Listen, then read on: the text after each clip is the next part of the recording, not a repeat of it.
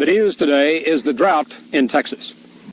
The region includes the Fort Worth, Dallas area, and officials insist that recent good rains in some sections are not going to improve the situation all that much. 4 giant marine helicopters gave the president, his party, and reporters a horizon-to-horizon view of the ruined crops.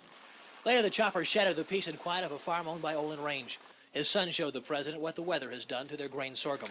Mr. President, this is what we have, and this is what we should have. This came about 50 miles east of Rock Walk. The family will lose $100,000 this year. The president listened sympathetically and promised to try and aid the ranges and families like them. I've directed our Federal Emergency Management Agency to work with the Department of Agriculture and other federal agencies to do everything possible to alleviate the drought and the intense heat wave that has covered a large part of our nation in the last few weeks. But it's going to take more than smiles and promises to win over Texas farmers. They're being hurt by more than a drought. Inflation and the Soviet grain embargo are also creating some serious difficulties for them. The president is closely identified with those problems. Charles Ely, Channel 5 Action News, Denton County. Drought and the jump in feed costs have hurt cattle ranchers, but breeders of the Longhorns feel they have an edge. They say their animals have a history of enduring bad conditions. Meat prices are down. They've been that way since January, but they may be going up pretty soon. The drought may bring on that change. Water that you can buy in the grocery or have delivered to your home. Julie Voigt of Sanitary Water Company in Fort Worth says the pump on the 400-foot artesian well is working overtime, as are the employees. Electricity costs jumped in some cases from $65 to $200 a month. Those who couldn't afford to air condition their homes or simply had no air conditioning turned to fans to cool the premises. The relief from the searing heat was minimal at best. As a result, scores of Texans didn't survive. Drought and heat wave is getting most of the blame for the massive jump in food prices.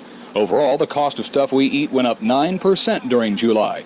Our prices are something like 25 to 30%. They've gone up 5 cents last week, 5 cents for the coming week. But for some residents in Irving, Texas, at least for every other day, the water for that purpose will be theoretically shut off. In Irving, it's now an odd-even program. It works like this. If your house number is even, water on even days. If your house number is odd, water on odd days.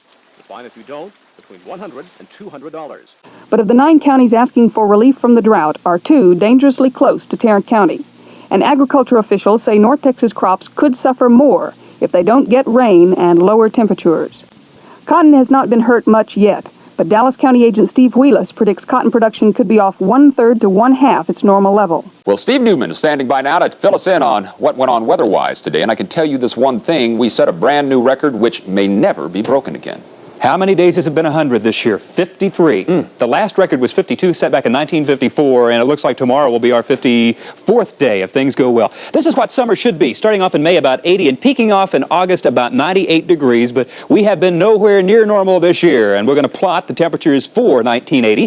This is what they looked at. We were a little bit cooler than usual a few days in May. June, we got up to 100 a couple of times, then back down, but here is the heat wave, and we were 113 back up at the end of June and 1st of July, and we've still been well above the curve.